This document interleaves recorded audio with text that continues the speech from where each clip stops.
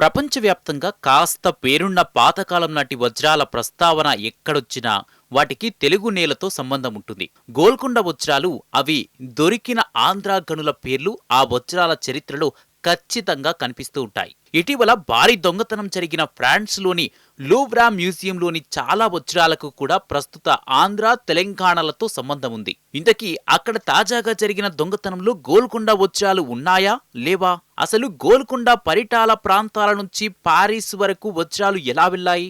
దాదాపు 18వ శతాబ్దం వరకు భారత్ మాత్రమే ప్రపంచానికి వజ్రాలను సరఫరా చేసేది. ప్రస్తుత ఆంధ్రప్రదేశ్లోని కృష్ణా, పెన్నా నది ప్రాంతాల్లో విరివిగా వజ్రాలు దొరికేవి. కొన్ని వందల సంవత్సరాల పాటు ఆ వజ్రాలను తవ్వి, అమ్మి, వాటితో వ్యాపారం చేసి తెలుగు నేలను పాలించిన విజయనగర, గోల్కొండ రాజ్యాలు అత్యంత బలమైన సామ్రాజ్యాలుగా మారాయి. ఆ క్రమంలోనే యూరప్ అంతటా గోల్కొండ వజ్రాల పేరు మారుమోగింది. అటు హంపీ వీధులు, ఆ తర్వాత ఇటు హైదరాబాద్ పాత బస్తీలోని కార్వాన్ వీధులు వజ్రాల వ్యాపారులతో కిటకిటలాడేవి. కోహినూరు వంటి కొన్ని వజ్రాల విషయంలో స్పష్టత లేకున్నా చాలా వజ్రాలు ఎక్కడకు ఎలా వెళ్లాయనేది గ్రంథస్థమైంది. కొన్ని వజ్రాలు దొంగతనం, అక్రమ రవాణా జరిగిన, చాలా వజ్రాలు వ్యాపారం ద్వారా విదేశాలకు చేరాయి. వాటికి యూరప్ లో ఉన్న క్రేజ్ ఇక్కడ భారతీయ వ్యాపారులు, రాజ్యాల పాలిట వరంగా మారాయి. అలా యూరప్ వెళ్లిన పలు వజ్రాలను ఫ్రెంచ్ రాజులు, రాజ కుటుంబీకులు, సంపన్నులు కొనేవారు. ఫ్రెంచ్ వర్తకులు అనేకులు భారత్ వచ్చి వజ్రాలు కొనేవారు. వాటిలో చాలా వజ్రాలను ఫ్రెంచ్ రాజనగలలో పొదిగారు. ఇటీవల లూవ్రా మ్యూజియం దొంగతనంలో పోయిన రాజ ఆభరణాల్లో కూడా 2 గోల్కొండ వజ్రాలున్నాయి. మరికొన్ని వజ్రాలు మాత్రం భద్రంగా ఉన్నాయి. దొంగతనం జరిగిన వాటిలో రెక్వైరీ బ్రూక్ వజ్రాలు కూడా ఉన్నాయి. ఇది ఫ్రెంచ్ సామ్రాజ్ఞి యుగ్నేయికి చెందినవి. ఈ ఆభరణాన్ని 1855లో తయారు చేశారు.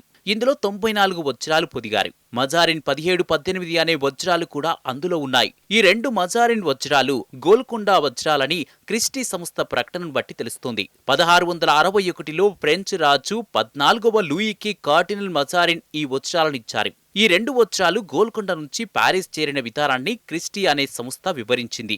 1766 నుంచి వజ్రాలు, ఖరీదైన కళాకృతుల అమ్మకాల వ్యాపారంలో ఉంది ఈ క్రిస్టీ సంస్థ. లే గ్రాండ్ మజారిన్ అనే గోల్కొండ వజ్రాన్ని వేలం వేసే క్రమంలో దాని చరిత్రతో పాటు లూవ్రా మ్యూజియంలోని షాన్సీ వజ్రం 17, 18 నెంబర్లున్న మజారిన్ వజ్రాల చరిత్రను ఆ సంస్థ వివరించింది. చరిత్రాత్మక వజ్రాలకు ప్రసిద్ధిగాంచిన దక్షిణ మధ్య భారతంలోని గోల్కొండ గనుల్లో దొరికిన లే గ్రాండ్ మజారిన్ వజ్రం ఇటాలియన్ కార్డినల్ అయిన మజారిన్ నుంచి 14వ లూయి రాజ్ వద్దకు చేరింది. ఇది 1661లో జరిగింది.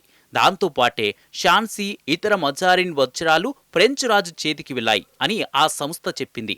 అయితే దొంగతనానికి గురైన మిగిలిన ఆభరణాల్లో గోల్కొండ వజ్రాలు ఉన్నాయా లేదా అన్నది స్పష్టంగా లేదు. అదే సమయంలో ఆ ప్రదర్శనశాలలో అసలు దొంగతనం కాకుండా భద్రంగా ఉన్న వాటిలో 3 కీలకమైన వజ్రాలు భారత్ నుంచి వెళ్లినవని ఉన్నాయి. ప్రస్తుత ఉమ్మడి కృష్ణా, గుంటూరు జిల్లాల పరిధిలో ఒకప్పటి గోల్కొండ సామ్రాజ్య పరిధిలోని కొల్లూరు, పరిటాల గనుల్లో దొరికిన కొన్ని వజ్రాలు ఈ లూవ్రా మ్యూజియంలో ఉన్నాయి. వాటిలో అతి ముఖ్యమైనది రీజెంట్ వజ్రం.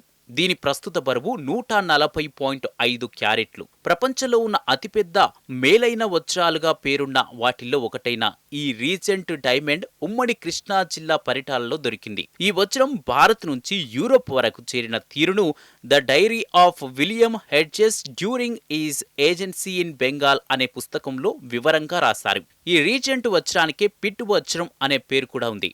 ఇప్పటి పరిటాల గ్రామం దగ్గర గనుల్లో ఇది దొరికింది. అప్పట్లో 426 క్యారెట్లు ఉండేదని చరిత్రకారులు రాశారు. దీన్ని అక్కడ పనిచేసే ఒక బానిస కార్మికుడు దొంగచాటుగా అక్కడి నుండి తరలించి మద్రాసు తీసుకువెళ్లి బ్రిటిష్ ఓడ నావికుడికి అమ్మజూపాడు. కానీ బ్రిటిష్ నావికుడు అతన్ని చంపి ఆ డైమండ్ తీసుకెళ్లాడు. తర్వాత ఆ నావికుడు ఆ వజ్రాన్ని ఒక భారతీయ వ్యాపారికి అమ్మాడు. అప్పటి గోల్కొండ కరెన్సీ అయిన పగోడాల లెక్కల్లో 48,000 పగోడాలు పలికింది ఆ వజ్రం. అతని నుంచి అప్పటి మద్రాస్ గవర్నర్ పిట్ దాన్ని భారీ సొమ్ము చెల్లించుకున్నాడు అని బీబీసీకి చెప్పారు గోల్కొండ సామ్రాజ్య చరిత్ర పరిశోధకుడు. తరువాత ఒక వ్యక్తి బూట్లలో ఈ వజ్రాన్ని దాచి దాన్ని మద్రాస్ నుంచి లండన్ పంపినట్టు అనేక మంది చరిత్రకారులు రాశారు. ప్రస్తుతం ఈ వజ్రం 140.64 క్యారెట్లు ఉన్నట్లు లూవ్రా మ్యూజియం అధికారిక సమాచారం. 1698లో గోల్కొండ గనుల్లో దొరికిన ఈ వజ్రం ఇప్పటికీ ఇది ప్రపంచంలోనే మేలైన వజ్రాల్లో ఒకటి. 17వ శతాబ్దం నాటికి ప్రపంచం మొత్తానికి వజ్రాలు అందించింది భారతదేశమే. అందులోనూ ఫ్రాన్స్కు ఎక్కువ వజ్రాలు గోల్కొండ సామ్రాజ్యం నుంచే వెళ్లాయి. కాబట్టి ఇవి గోల్కొండ వజ్రాలు అయ్యే అవకాశమే ఎక్కువుందని మెజారిటీ చరిత్రకారుల అభిప్రాయం.